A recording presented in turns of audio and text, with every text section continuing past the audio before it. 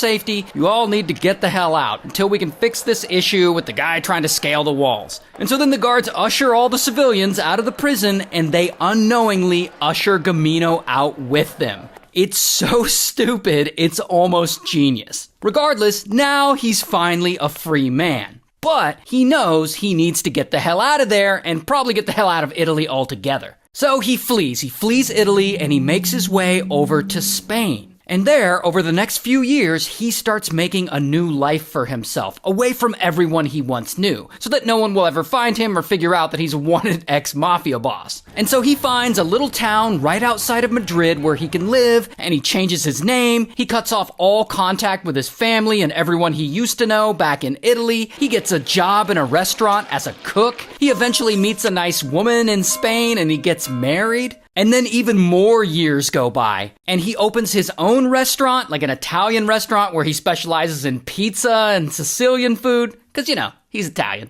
And when that restaurant fails, he opens another little business, a fruit and vegetable shop called El Huerto de Manu, or Manuel's Garden. Manuel is what he changed his name to when he fled to Spain. Regardless, things are going great for him, and he's living like a pretty normal life. Meanwhile, back in Italy, it's like 2014 at this point, and the Italian feds are still looking for him. In fact, Gamino is of the top 100 most wanted people in Italy. But like, who knows if they'll ever find him?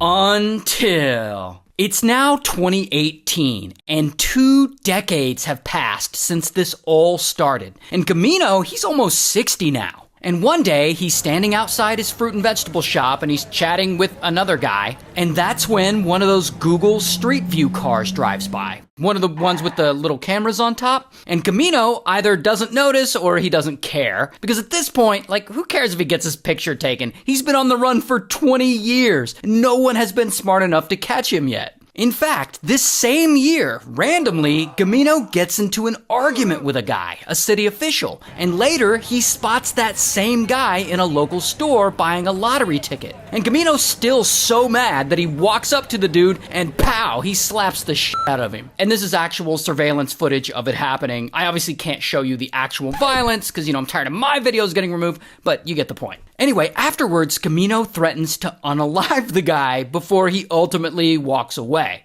I guess he's still got that mafia in him. Now, it's insane to me that he even takes this risk, knowing that he's still technically a wanted man, and that if he ever gets found out, he'll go to prison for life. Regardless, Gamino does get in trouble for this. I guess the other guy presses charges, and they go to trial, and Gamino ends up getting a small fine. But here's the crazy thing.